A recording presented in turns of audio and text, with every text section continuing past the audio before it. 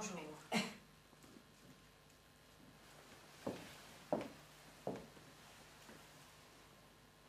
Bonjour. Et merci. Merci d'être venu.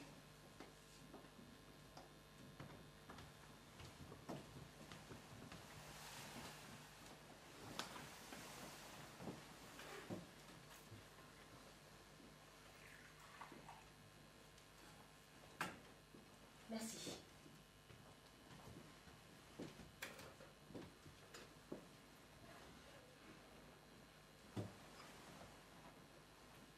Assieds-toi.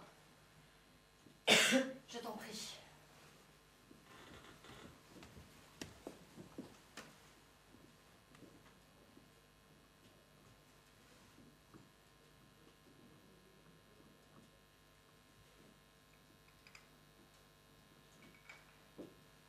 Il n'y a que la première parole qui coûte.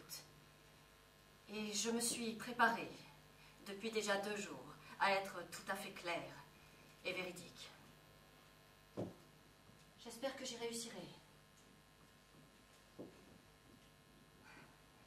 Peut-être ne comprenez-vous pas encore pourquoi je veux vous raconter tout cela, à vous, qui m'êtes étrangers. Mais il ne se passe pas une journée, à peine 1 heure, sans que je pense à cet événement.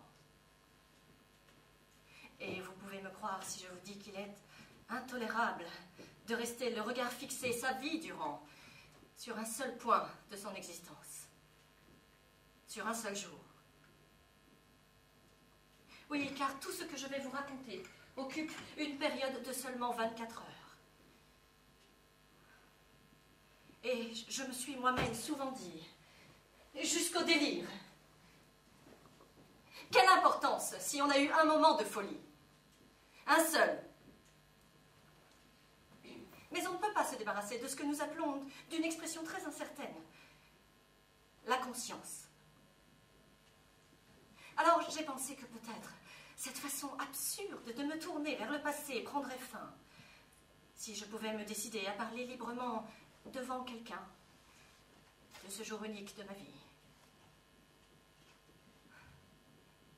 Vous avez accepté ma proposition sans hésiter. Je vous en remercie.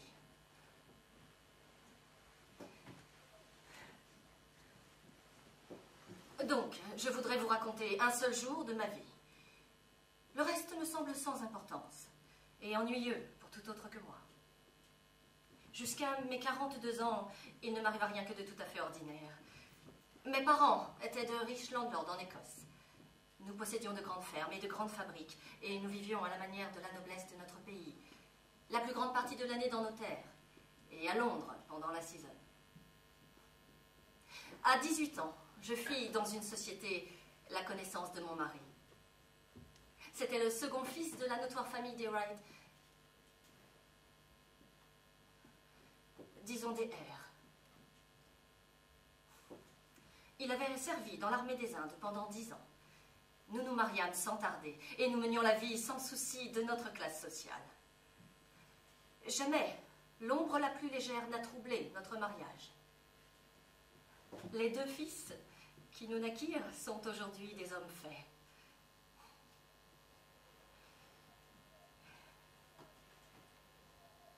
J'avais 40 ans lorsque mon mari mourut, subitement. Il avait rapporté de ces années passées sous les tropiques une maladie du foie. Je le perdis au bout de 2 atroces semaines. Mon fils aîné avait déjà commencé sa carrière. Le plus jeune était au collège aussi. Du jour au lendemain, j'étais devenue complètement seule. Et cette solitude était pour moi, habituée à une communauté affectueuse, à un tourment terrible. Il me paraissait impossible de rester un jour de plus dans la maison déserte, dont chaque objet me rappelait la perte tragique de mon mari bien-aimé. Aussi, je résolus de voyager beaucoup pendant les années à venir, tant que mes fils ne seraient pas mariés. Ils n'avaient pas besoin de moi. Et je craignais de troubler leur jeunesse par mon humeur sombre et ma mélancolie.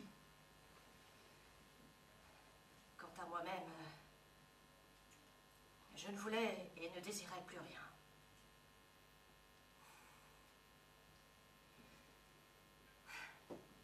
J'allais d'abord à Paris, parcourant dans mon désœuvrement les magasins et les musées.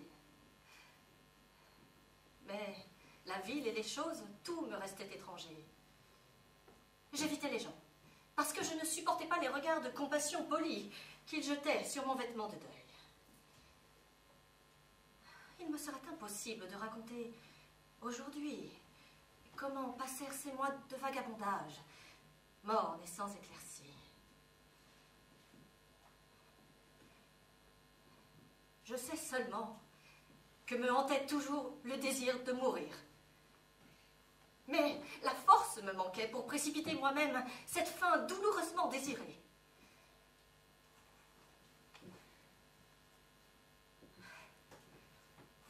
Donc, la seconde année de mon veuvage, c'est-à-dire dans la 42e année de ma vie, au cours de cette fuite inavouée devant l'existence, et pour essayer de tuer le temps, je m'étais rendue au mois de mars à Monte-Carlo. À parler sincèrement, c'était par ennui. Moins ma sensibilité était vive en elle-même, plus je ressentais le besoin de me jeter là où le tourbillon de la vie est le plus rapide. Quelqu'un qui n'éprouve plus rien ne vit plus que par les nerfs, à travers l'agitation passionnée des autres, comme au théâtre ou dans la musique. C'est pourquoi j'allais souvent au casino. Mon mari, sans être léger, aimait assez fréquenter les salles de jeu. Et c'est avec une sorte de piété spontanée que je continuais d'être fidèle à ses anciennes habitudes. C'était pour moi une excitation que de voir passer sur la figure d'autrui des vagues de bonheur ou d'accablement. Tandis qu'en moi, c'était une affreuse marée basse.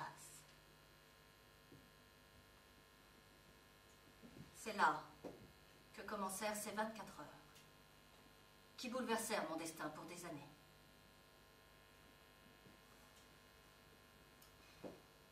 À midi, j'avais déjeuné avec la duchesse de M, une parente de ma famille.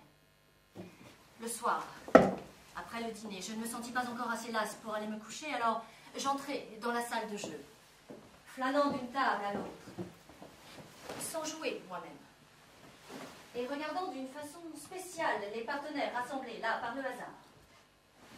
Je dis d'une façon spéciale, car un jour que, fatiguée de regarder, je me plaignais de m'ennuyer à dévisager d'un air badaud toujours les mêmes figures.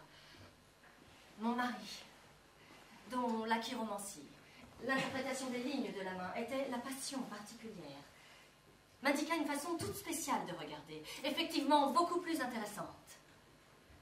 Elle consistait à ne regarder jamais un visage, mais uniquement le rectangle de la table. Et à cet endroit, seulement les mains des joueurs, rien que leurs mouvements propres. Les mains, toutes ces mains, claires, agitées, ou en attente autour de la table verte. Toutes ont l'air d'être aux aguets, chacune ressemblant à un fauve prêt à bondir, mais chacune ayant sa forme et sa couleur. Les unes nues, les autres armées de bagues et de chaînes cliquetantes, les unes poilues comme des bêtes sauvages, et les autres flexibles, luisantes comme des anguilles, mais toutes nerveuses, vibrantes d'une immense impatience. Elles révèlent tout, par leur façon d'attendre, de saisir et de s'arrêter. Donc, ce soir-là, après être passé devant 2 tables, plus qu'encombrées,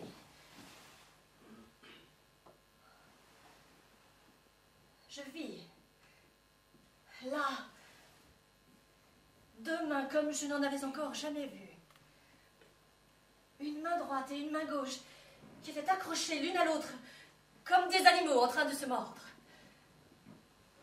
C'étaient des mains d'une beauté très rare, extraordinairement longue, extraordinairement mince et pourtant traversée de muscles très rigides.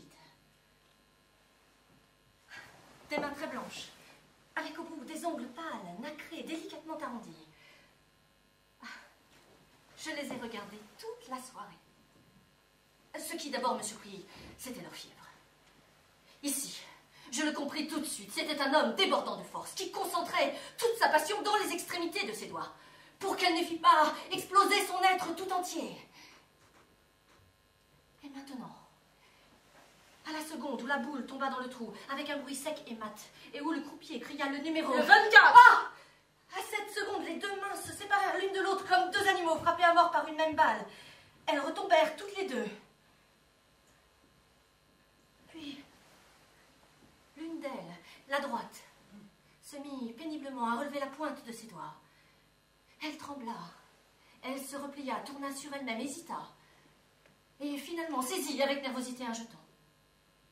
Cette main s'arqua comme une panthère faisant le gros dos.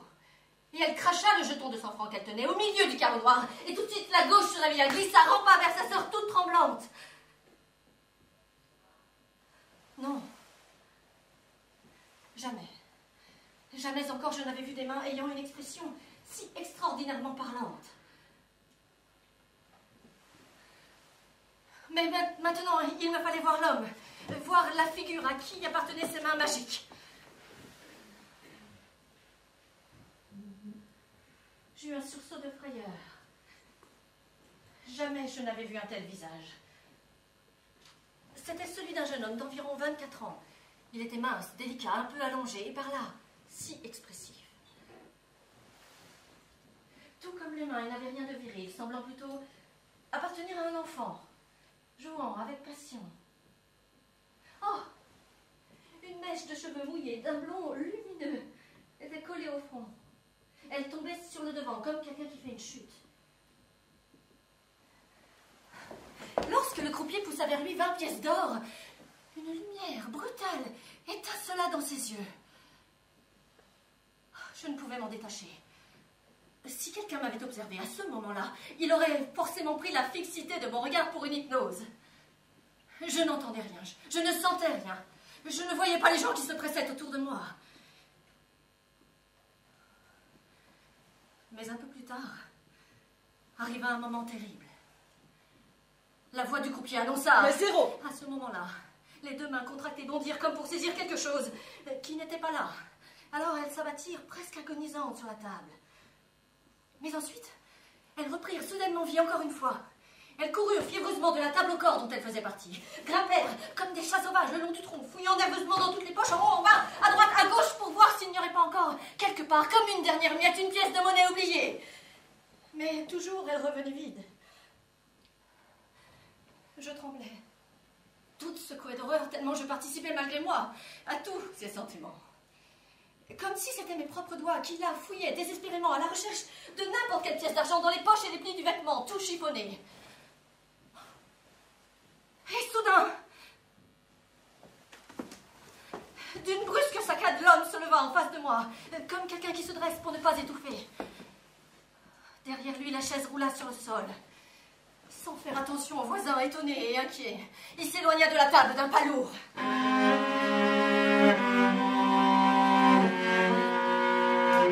Je compris aussitôt où allait cet homme. À la mort. Quelqu'un qui se lève de cette façon ne retourne certainement pas dans un hôtel, dans un cabaret, mais il se précipite tout droit dans le néant. Ce fut plus fort que moi, quelque chose m'entraîna. Sans que je l'ai voulu, mon pied se mit en mouvement. Ce n'était pas moi qui agissais. Je courus vers le vestibule pour sortir. Il était au vestiaire. L'employé lui avait apporté son pardessus. Mais ses bras ne lui obéissaient plus. Aussi, le préposé, très empressé, l'aida comme un infirme à passer péniblement les manches. Je le vis porter machinalement les doigts à la poche du gilet pour donner un pourboire. Mais après l'avoir tâté jusqu'au fond, ils en sortirent vite. Alors, soudain, il parut se souvenir de tout. Il balbutia quelques mots embarrassés à l'employé, puis, comme un homme ivre, il descendit en trébuchant les marches du casino.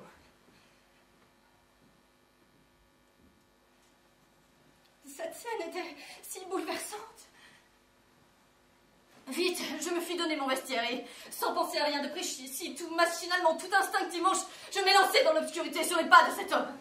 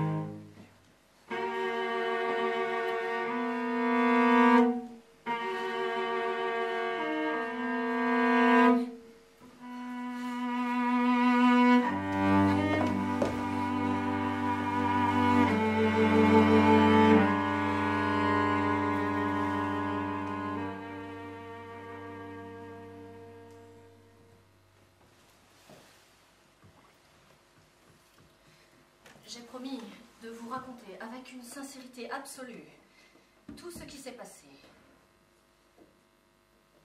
Mais je dois exiger que vous ayez complètement foi dans ma sincérité et que vous n'attribuiez pas à ma manière d'agir des motifs cachés dont aujourd'hui peut-être je ne rougirai pas, mais qui, dans ce cas-là, serait une supposition entièrement fausse. Lorsque je suivis précipitamment dans la rue ce joueur accablé, je n'étais nullement amoureuse de ce garçon. Je ne pensais nullement à lui comme à un homme. Et de fait, après la mort de mon mari, je n'ai jamais jeté un seul regard sur un homme. C'était pour moi quelque chose de définitivement révolu. En vérité, il me serait difficile de qualifier avec précision le sentiment qui alors m'entraîna si irrésistiblement à la suite de ce malheureux. Il y avait de la curiosité, mais surtout une peur terrible, ou pour mieux dire, la peur de quelque chose de terrible. Il est probable que je ne faisais là pas autre chose que le geste absolument instinctif que l'on fait pour retenir un enfant qui, dans la rue, n'a pas vu arriver l'automobile. Sinon, comment expliquerait-on que des gens qui eux-mêmes ne savent pas nager s'élancent du haut d'un pont au secours de quelqu'un qui se noie? C'est simplement une puissance magique qui les pousse à se jeter à l'eau avant qu'ils aient le temps de réfléchir à la témérité insensée de leur entreprise. C'est exactement ainsi, sans aucune pensée, sans réflexion et tout inconsciemment, qu'alors j'ai suivi ce malheureux de la salle de jeu jusque sur la terrasse.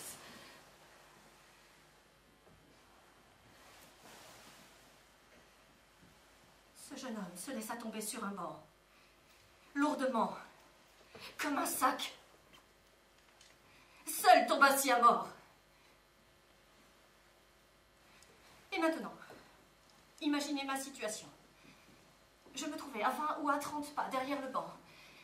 Il allait être minuit et j'étais toute seule, dans le jardin public, avec cet homme à l'aspect de suicider. 5 fois. 10 fois, j'avais déjà réuni toutes mes forces et j'étais allée vers lui. Mais toujours, la pudeur me ramenait en arrière. Je ne pouvais ni parler, ni m'en aller, ni faire quoi que ce fût, ni le quitter.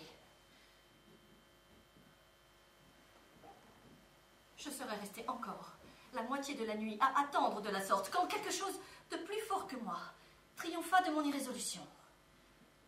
En effet, il se mit à pleuvoir. Une goutte de pluie claqua sur le sol et aussitôt un déluge massif s'abattit. Et sans réfléchir, je me réfugiai sous l'auvent d'un kiosque. Mais malgré ce déluge torrentiel, le malheureux garçon restait immobile sur son banc. L'eau coulait à flot par toutes les gouttières. Alors, d'un bond, je passai sous la pluie cinglante et je secouai sur son banc ce paquet humain tout ruisselant d'eau. Venez. Je le saisis par le bras. Il me regarda fixement. Mais il ne comprenait pas. Mais venez! Je tirai encore la manche toute mouillée, presque en colère cette fois. Alors il se leva lentement, mais sans volonté et chancelant.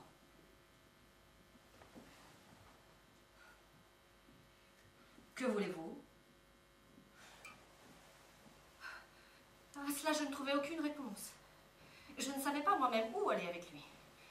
Je cherchais uniquement à l'arracher à cette froide averse, à cette indifférence insensée et suicidaire. Je ne lâchais pas son bras, je continuais à le tirer jusqu'au kiosque. Venez. Mais venez. Allez.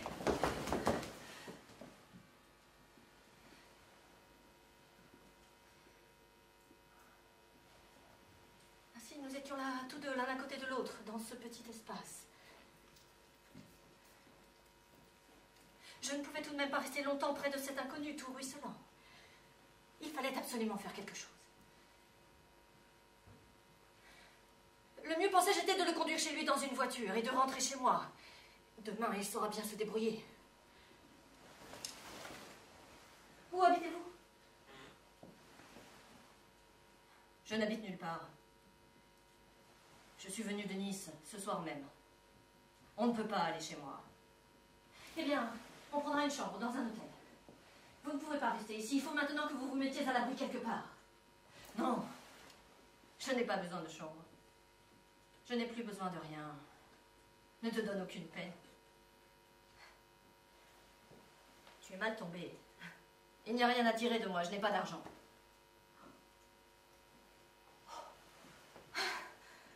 Je m'aperçus de son affreuse méprise. Il me prenait pour une de ces cocottes qui rôdent la nuit autour du casino. Mais peu importe. Mon seul sentiment était que je devais le sauver. Ne vous inquiétez pas pour l'argent. Et venez. Il faut que vous partiez d'ici. Je vous trouverai bien à l'abri. Ne vous inquiétez de rien. Vous n'avez qu'à venir. Ah, comme tu voudras. Tout m'est égal. Après tout, pourquoi pas? Partons. J'ouvris mon parapluie. Il vint à côté de moi. Il passa son bras sous le mien. Cette familiarité soudaine me fut désagréable. Nous avançâmes de quelques pas dans la direction du casino. Et comme des fiacres passaient à ce moment-là, j'en appelai un, où nous montâmes. Le cocher demanda où aller. Dans un petit hôtel. N'importe lequel. Le cocher fit partir les chevaux. L'inconnu, assis près de moi, restait muet. Il me semblait accompagner un cadavre. J'essayais de réfléchir, de trouver une parole, mais rien ne me venait à l'esprit. Au bout de quelques minutes, la voiture s'arrêta. Je descendis la première et je payai le cocher, tandis que l'autre, tout somnolent, refermait la portière. Nous étions devant la porte d'un petit hôtel que je ne connaissais pas. Je fouillai dans mon sac. Voici 100 francs. Vous allez prendre une chambre. Et demain matin, vous rentrerez à Nice. Je vous ai observé dans la salle de jeu. Je sais que vous avez tout perdu. Et je crains que vous ne soyez sur le point de faire une bêtise. Ce n'est pas une honte que d'accepter du secours. Allons, prenez. Mais il repoussa ma main avec une énergie que je n'aurais pas cru possible de sa part. Ne gaspille pas ton argent. Il n'y a plus rien à faire pour moi. Non, il faut que vous le preniez. Demain, vous penserez autrement. Maintenant, entrez à l'hôtel et dormez un bon coup. Tout sera différent quand il fera jour. Je lui tendis de nouveau l'argent. Il me repoussa, encore une fois, avec violence. Cela ne sert à rien. Il vaut mieux que la chose se passe dehors, plutôt que de tacher de sang la chambre de ces gens-là. Vous allez entrer à l'hôtel et prendre une chambre. Demain matin, je viendrai vous chercher et je vous conduirai aussitôt à la gare. Il faut que vous partiez d'ici. Il faut que demain même vous retourniez chez vous. On ne verse pas sa vie au fossé quand on est jeune pour avoir perdu quelques centaines ou quelques milliers de francs. C'est une lâcheté. Demain, vous me donnerez raison. Demain. Demain, si tu savais où je serais demain, allez, rentre chez toi. Ne gaspille pas ton argent. Mais je ne cédais pas. Il y avait en moi, comme une furie. Je saisis violemment sa main et j'ai mis de force le billet de banque. Et résolument, j'allais à la sonnette. Et je la tirai. Bien. Maintenant, j'ai sonné. Le portier va venir. Vous monterez. Et vous vous coucherez. Demain matin, à 9h, je vous attendrai devant la maison. Et je vous conduirai aussitôt à la gare. À ce moment-là, de l'intérieur, la clé grinça dans la porte. Et le garçon de l'hôtel ouvrit. Bien, dit-il d'une voix décidée. Et je sortis autour de mon poignet les traces de fer de ses doigts. Je voulais me défendre, me dégager, mais ma volonté était neutralisée. Vous le comprendrez, j'avais honte devant le gardien qui s'impatientait de me débattre contre un inconnu. Brusquement, je me retrouvais à l'intérieur de l'hôtel. Je voulais parler et dire quelque chose, mais ma voix s'étouffait dans mon gosier. Sa main était posée sur mon bras, lourde, autoritaire. Elle m'entraînait dans l'escalier. Une clé tourna dans la serrure. Soudain, je me retrouvais seule, avec cet inconnu dans une chambre inconnue, dans un hôtel quelconque, dont aujourd'hui encore, je ne sais pas le nom.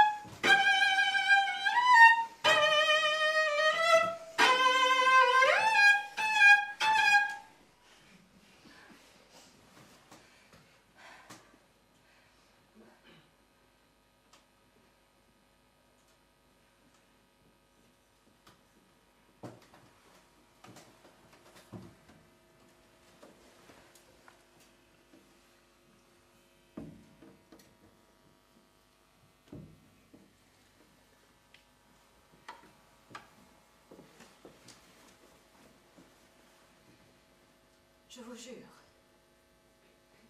sur tout ce qui m'est sacré, sur mon honneur et sur la tête de mes enfants, que jusqu'à cette seconde-là, pas la moindre pensée d'une union avec cet inconnu ne m'était venue à l'esprit.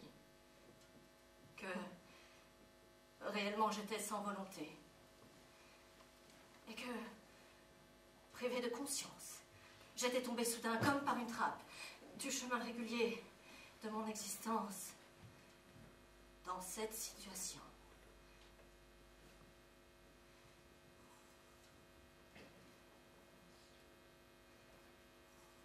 Je me suis juré d'être véridique envers vous. Mais vous me dispenserez de vous raconter ce qui se passa cette nuit-là dans cette chambre. Je n'ai jamais oublié, ni n'oublierai aucune seconde de cette nuit. Car là, j'ai lutté avec un être humain pour sa vie. Et cette nuit fut tellement remplie de lutte, et de paroles, de passion, de colère, de haine, de larmes de supplication, d'ivresse, qu'elle me parut durer 1000 ans. Et que nous, ces deux êtres humains qui chancelaient enlacés vers le fond de l'abîme, l'un enragé de mourir, et l'autre en toute innocence, nous sortîmes complètement transformés de ce tumulte mortel, différents, entièrement changés, avec un autre esprit et une autre sensibilité.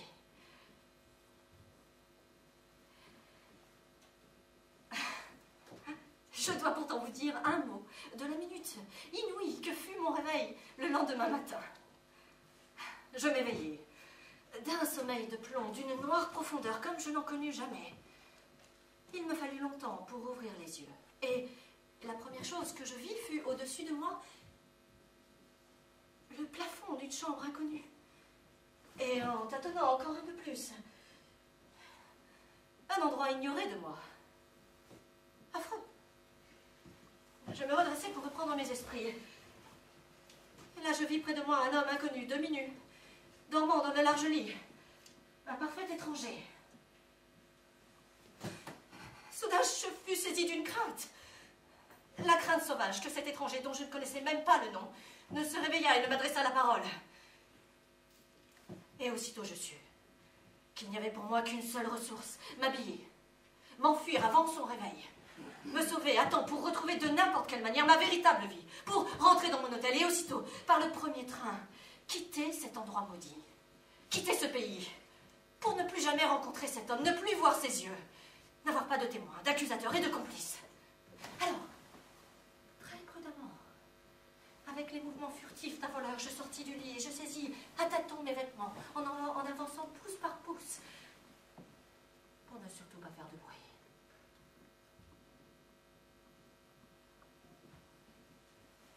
Je m'habillai avec des précautions infinies, redoutant à chaque seconde son réveil.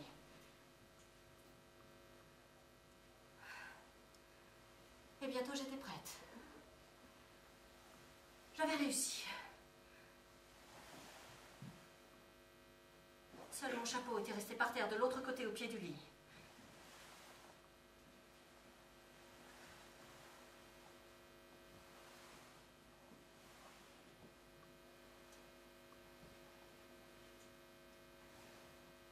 Et au moment où, sur la pointe des pieds, j'allais le ramasser, je ne pus pas faire autrement.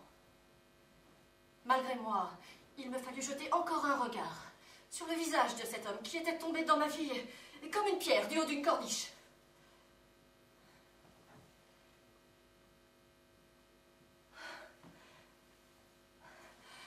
Ses traits, tendus, crispés par la passion, étaient comme effacés. L'individu étendu là avait une autre figure, enfantine, celle d'un petit garçon, et qui rayonnait, pour ainsi dire, de pureté et de sérénité. Je me réjouissais, j'étais fière, à la pensée que ce jeune homme délicat et beau, qui était couché ici calme et serein comme une fleur, aurait été trouvé sans mon dévouement, quelque part contre un rocher, sanglant, le visage fracassé, sans vie. Je l'avais sauvé. Il était sauvé. Mais soudain, le dormeur ouvrit les yeux. Son regard fit le tour de cette chambre inconnue, puis il s'arrêta sur moi avec stupéfaction. Mais avant même qu'il pût parler, il faut que je m'en aille. Vous, restez ici et habillez-vous. À midi, je vous verrai à l'entrée du casino. Là, je m'occuperai de tout le nécessaire. Et je m'enfuis pour ne plus voir cette chambre. Et je courus sans me retourner hors de cette maison. Je courus à mon hôtel par les rues emplies de la clarté matinale, l'orage ayant chassé du ciel au-dessus d'elle toute lourdeur. J'arrivai à mon hôtel. Le regard du portier, exprimant l'étonnement de me voir rentrer chez moi seulement à 9 h du matin, glissa sur moi. Arrivé dans ma chambre, je changeai rapidement de vêtements. Je quittai, sans m'en rendre compte, mon vêtement de deuil pour en prendre un plus clair. J'allai à la banque chercher de l'argent. Je me rendis en hâte à la gare pour me renseigner sur le départ des trains, avec une décision qui m'étonnait moi-même. Il ne me restait plus qu'à assurer le retour dans son pays et le sauvetage définitif de cet homme que le destin m'avait confié. À vrai dire, il me fallait de l'énergie pour l'aborder maintenant. Car la veille, tout s'était passé dans l'obscurité, dans un tourbillon. Comme quand deux pierres entraînées par un torrent se heurtent soudain. Nous nous connaissions à peine de vue. Et je n'étais même pas certaine que cet étranger pût encore me reconnaître. La veille, ça avait été un hasard. Une ivresse.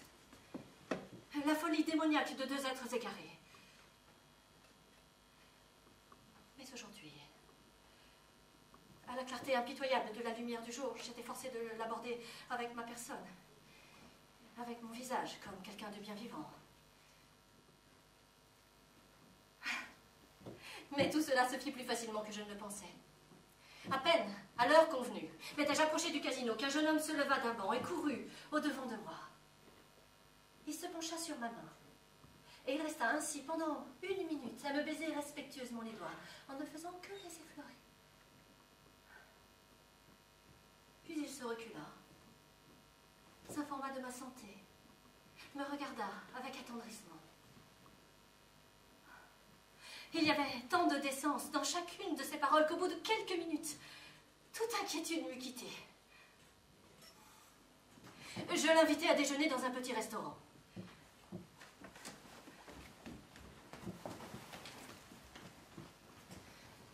Là, le jeune inconnu me raconta l'histoire de sa tragique aventure. Il descendait d'une famille de vieille noblesse de la Pologne autrichienne. Il se destinait à la carrière diplomatique. Il avait fait ses études à Vienne et, un mois auparavant, il avait passé le premier de ses examens avec un succès extraordinaire. Pour fêter ce jour-là, et en guise de récompense, son oncle, un officier supérieur de l'état-major, chez qui il habitait, l'avait emmené au prater en fiacre. Et ils étaient allés ensemble au champ de course. L'oncle fut heureux au jeu. Il gagna 3 fois de suite. Alors, lestés d'un gros paquet de billets de banque ainsi acquis, ils allèrent ensuite dîner dans un élégant restaurant.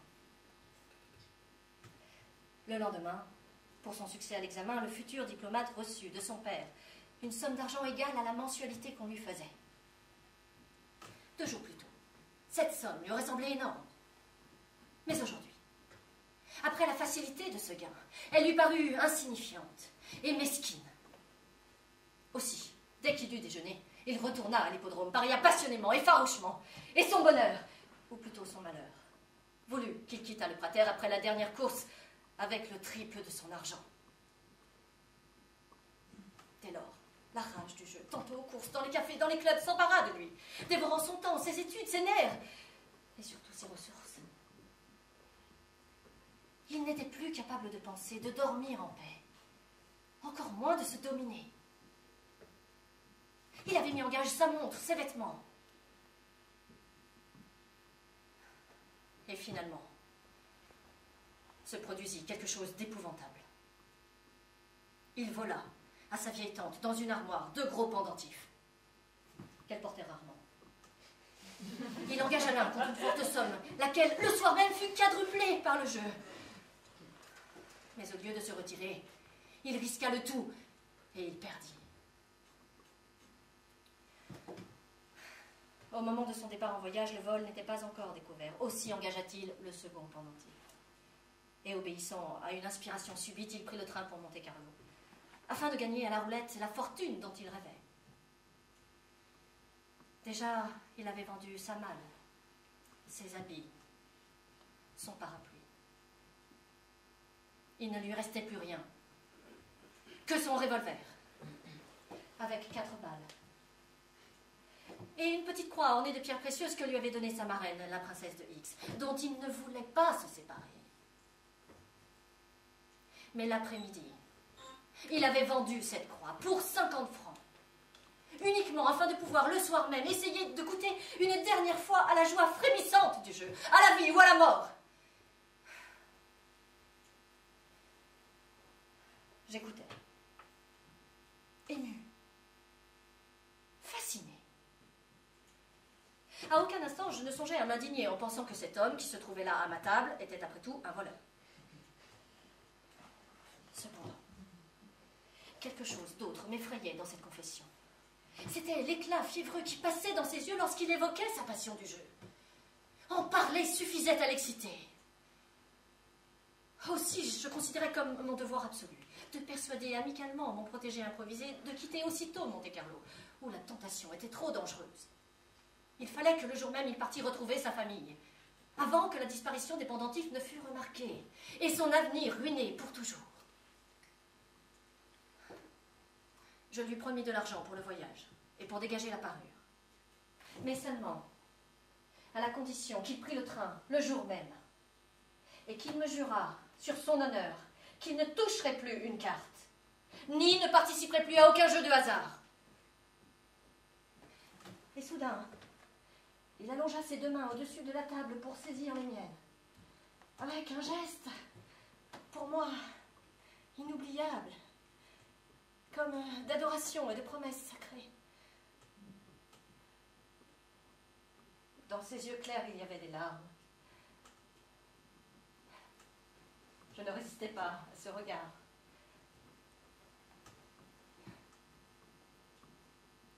La gratitude rend heureux. La délicatesse fait du bien. Et pour moi, personne froide et mesurée, une telle exaltation était quelque chose de nouveau, de bienfaisant et de délicieux.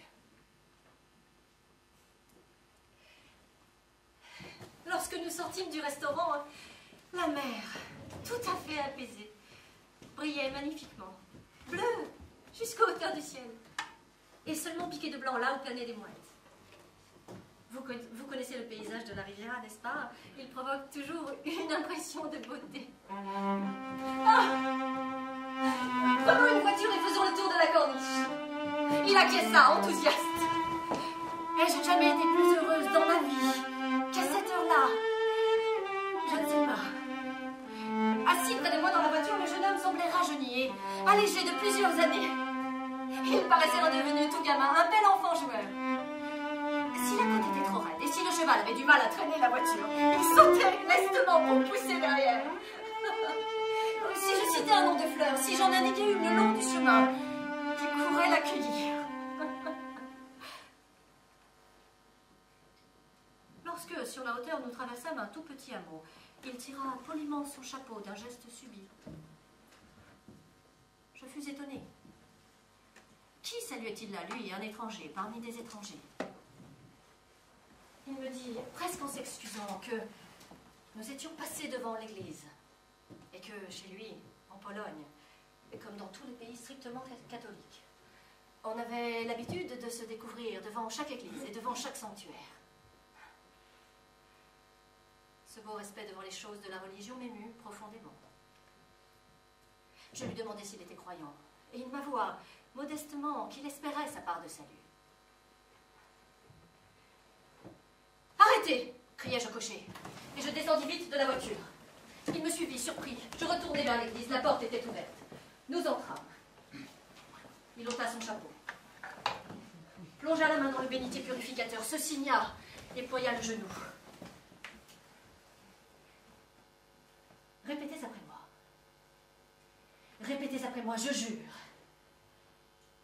Je jure. Je jure. Que je ne prendrai jamais plus part. Que je ne prendrai jamais plus part. À aucun jeu de hasard.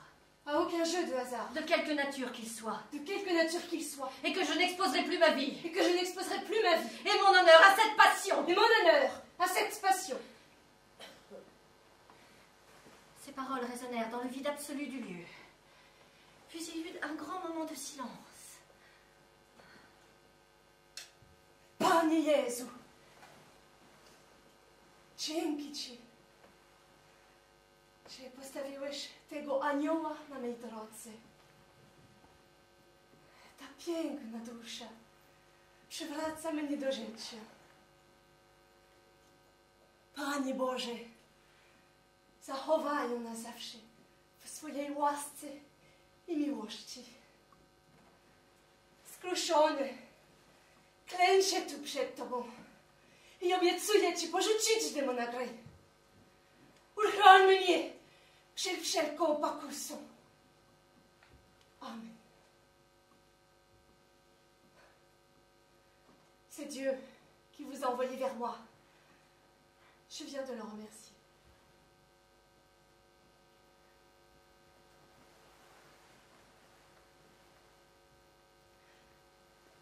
Je ne savais que dire. Je sentais que j'avais réussi en tout. Cet homme, je l'avais sauvé pour toujours. Nous sortîmes de l'église pour revenir dans la lumière radieuse. Pendant 2 heures encore, nous suivîmes en voiture lentement jusqu'au sommet de la montagne, le chemin panoramique, qui, à chaque tournant, offrait une nouvelle vue. Mais nous ne dîmes plus rien. Vers 5 heures de l'après-midi, nous rentrâmes à Monte-Carlo. J'avais alors un rendez-vous avec la cousine de mon mari, qu'il ne m'était plus possible de différer. Et à vrai dire, je désirais profondément une pause, une détente à cette violente exaltation de mon sentiment, car c'était trop de bonheur. Je priai mon protégé de venir avec moi à l'hôtel, seulement pour un instant. Là, dans ma chambre, je lui remis l'argent nécessaire pour le voyage et pour dégager la parure. Nous convînmes que pendant mon rendez-vous, il irait prendre son billet au chemin de fer. Puis le soir, à 7 heures, nous nous rencontrerions dans le hall de la gare, une demi-heure avant le départ du train qui, par gêne, le ramènerait chez lui. Au moment de partir, il me regarda. Il voulait me dire quelque chose. Mais ensuite, il s'inclina soudain, encore une fois, et il quitta la chambre.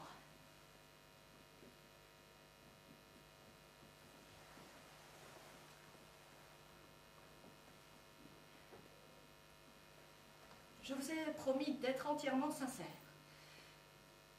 Alors, à cette heure-là,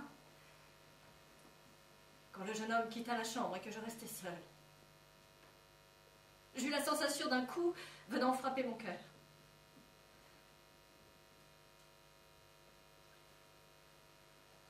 Si cet homme m'avait alors saisi, s'il m'avait demandé de le suivre, je serais allée avec lui, jusqu'au bout du monde. J'aurais déshonoré mon nom et celui de mes enfants. Je lui aurais sacrifié ma fortune et mon honneur.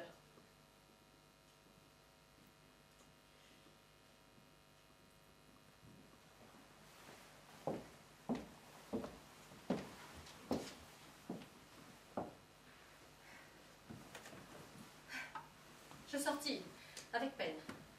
Je me rendis enfin à l'autre hôtel auprès de cette cousine. L'idée de ce rendez-vous m'était désagréable. Je chancelais. Mes pensées étaient décousues et aussi incertaines que mes pas.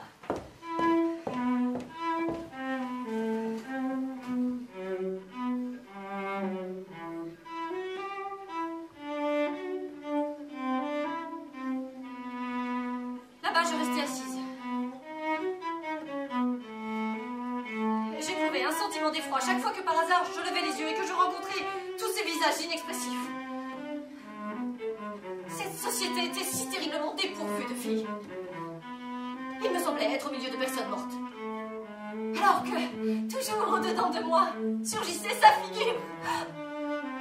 Dans une heure ou deux, je la verrai pour la dernière fois. Malgré moi, j'avais poussé un léger soupir. La cousine de mon mari se pencha vers moi pour me demander ce que j'avais si je me trouvais mal, car j'étais toute pâle et toute soucieuse. Je profitais de l'occasion pour déclarer qu'effectivement je souffrais d'une migraine et je demandais la permission de me retirer. Je rentrais en toute hâte à mon hôtel. J'allais et venais dans ma chambre. De nouveau, le désir d'être auprès de cet homme m'étreignit avec fureur. Subitement, je me compris. Faire tout pour ne pas le quitter. Et en une seconde, toute de véhémence, ce désir devint une résolution. Je sonnai la femme de chambre pour qu'elle m'aidât à préparer les bagages, car le temps pressait. Nous entassions dans les malles mes vêtements. Je me représentais par avance tout ce que serait cette surprise. Comment je l'accompagnerais jusqu'au train. Et lorsqu'au dernier, au tout dernier moment, il me tendrait déjà la main pour l'adieu final. Comment je suivrais brusquement dans le wagon le jeune homme étonné pour être avec lui cette nuit-là, la nuit suivante, et tant qu'il me voudrait. Une sorte d'ivresse tourbillonnait dans mon sang. Je riais très fort à l'improviste, tout en jetant les robes dans mes malles. Au grand étonnement de ma femme de chambre. Le temps pressait. Il était près de 7 heures, il restait tout au plus 20 minutes jusqu'au départ du train. Le commissionnaire prit mes malles. Je me précipitai au bureau de l'hôtel pour acquitter ma note. Le gérant me rendait l'argent. J'étais prête à sortir lorsque... une main toucha délicatement mon épaule. C'était ma cousine inquiète de mon prétendu malaise. Je n'avais vraiment que faire d'elle. Chaque seconde de délai signifiait un retard fatal. Il faut que tu te couches, insista-t-elle. À coup sûr, tu as de la fièvre. Et c'était fort possible. Mais je protestai. Elle m'offrit de l'eau de Cologne. Et elle voulut elle-même m'en rafraîchir les tempes. Moi, je comptais les minutes. Je regardais la pendule au-dessus du hall. Il était 7h28 et le train partait à 7h35. Adieu, il faut que je parte. Je courus dans la rue vers la gare. Avec une fureur aveugle, je m'élançai vers la grille d'essai au quai, mais là, l'employé m'arrêta. J'avais oublié de prendre mon billet. Avec violence, j'essayais de l'amener à me laisser malgré tout aller jusqu'à la voie. Mais le train se mettait déjà en marche. Je regardais fixement en tremblant de tous mes membres pour essayer d'apercevoir au moins encore un regard de l'une des fenêtres des wagons. Au moins un geste d'adieu, un salut. Mais la marche rapide du train m'empêchait d'apercevoir son visage. Les voitures roulaient toujours plus vite. Et au bout d'une minute, il ne resta plus devant mes yeux obscurcis qu'un nuage de fumée. Noir.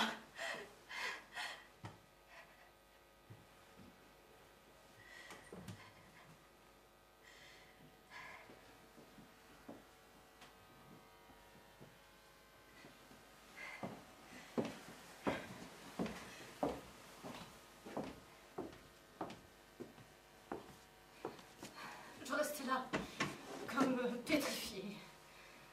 Dieu sait combien de temps.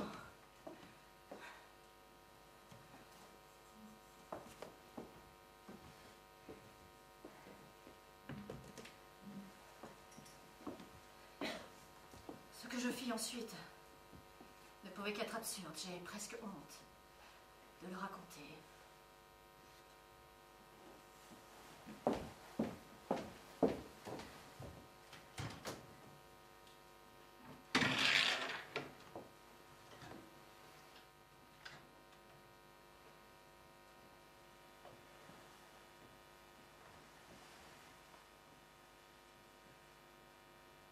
Je me rendis dans la salle de jeu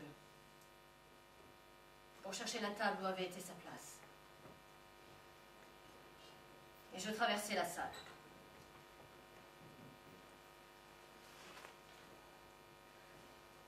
Et là, il se trouvait assis. Lui-même, en personne. Lui, exactement lui. Blême comme un spectre, mais lui, indéniablement lui. Je ne rêvais pas. C'était bien lui. Il n'était pas parti comme il me l'avait juré. L'insensé était resté. Et il avait porté ici, au tapis vert, l'argent que je lui avais donné pour rentrer chez lui. Et il était venu le jouer, à cette même table. Un sursaut de tout mon être me poussa en avant. Il me regarda d'un air heureux. Ça marche bien. Je l'ai senti tout de suite en entrant. Il s'interrompit brusquement. Le croupier cria... Faites vos jeux. Et son regard se détourna comme aimanté. Il m'avait complètement oublié. J'étais disparue, perdue, effacée de son existence. Vous allez vous lever. Tout de suite. Rappelez-vous le serment que vous avez fait aujourd'hui, dans l'église. Misérable parjure que vous êtes. Il me regarda, tout pâle. Oui. Oh mon Dieu, oui, je viens. Pardonnez-moi. Mais un moment encore. Il jeta très vite 5 pièces d'or sur le rectangle. Rien que cette seule partie, je vous jure qu'ensuite je m'en irai. La boule avait commencé à rouler. Le croupier cria, le numéro 24. Il avait perdu. Mais il ne se retourna pas. Il avait déjà oublié sa promesse. Levez-vous. Immédiatement. À l'instant même, vous avez dit que ce serait la dernière partie. Fichez-moi la paix. Vous me portez malheur. Toujours quand vous êtes là, je perds. Ça a été le cas hier. Et aujourd'hui encore. Allez-vous-en. Je vous porte malheur. Moi. Menteur. Voleur. Vous qui m'avez juré. L'enragé bondit de sa place et me poussa en arrière. Fichez-moi la paix. Je ne suis pas sous votre tutelle. Voici votre argent. Il me jeta quelques billets de 100 francs. Mais maintenant, laissez-moi tranquille.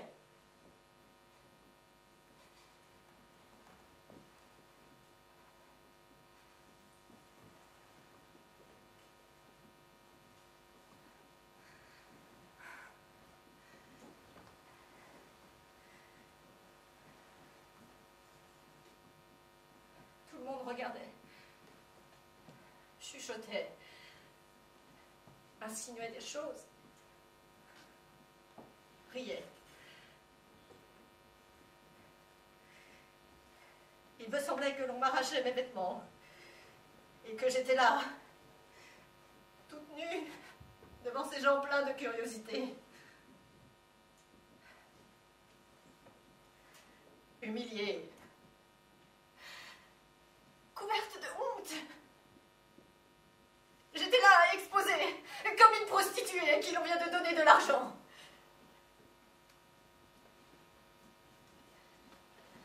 200, 300 yeux insolents étaient là, à me dévisager.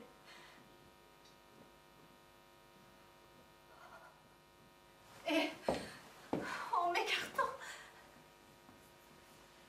je rencontrais 2 yeux que la surprise rendait presque tranchants.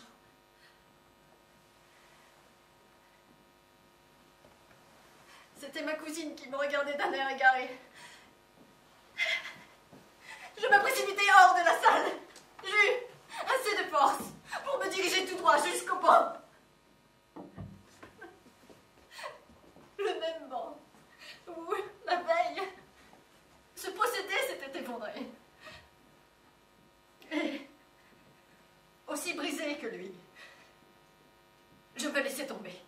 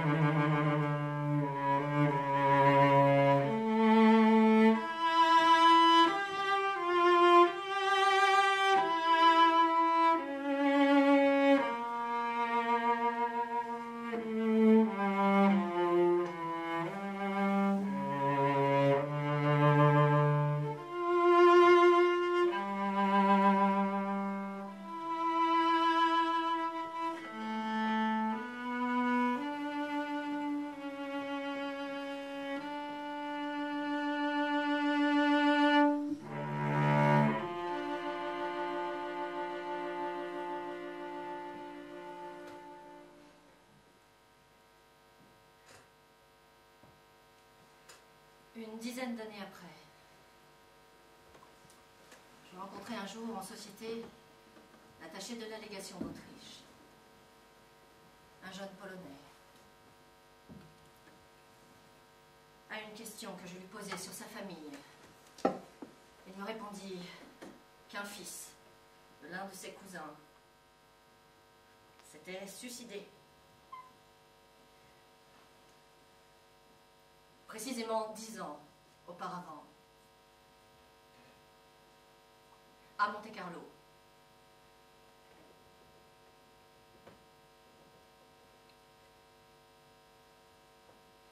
Je ne sourcillais même pas. Cela ne me fit presque plus mal. Peut-être même cela me fit-il du bien, car ainsi disparaissait tout danger de le rencontrer encore. Je n'avais plus contre moi d'autres témoins que mon propre souvenir.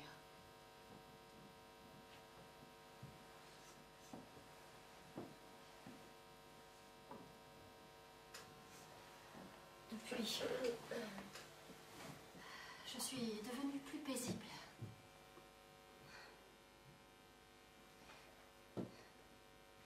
Vieillir n'est au fond pas autre chose que n'avoir plus peur de son passé.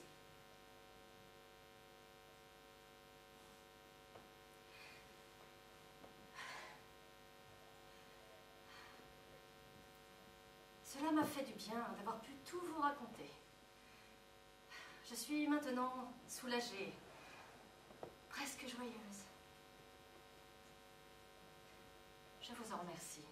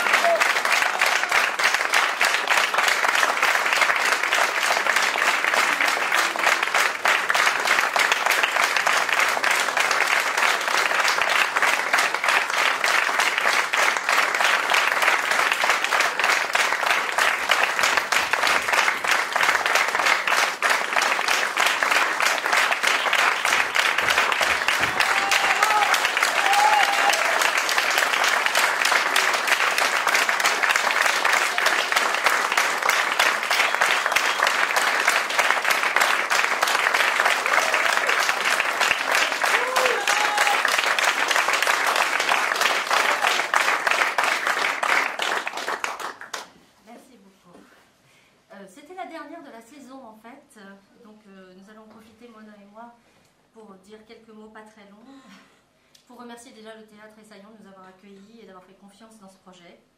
Voilà, merci, et grâce à eux aussi, on sera de retour à la rentrée, donc merci au Théâtre. Et puis merci à toute l'équipe autour de ce projet, tous nos hommes, ils sont nombreux, on ne va pas tous les citer, on va juste en citer un. Les autres, vous comprendrez, mais il y en a, je crois qu'ils sont pas loin dans la salle. On les embrasse fort et on dit surtout à Freddy, qui est le metteur en scène, Freddy Vio, metteur en scène de ce spectacle, merci, merci beaucoup, on t'aime.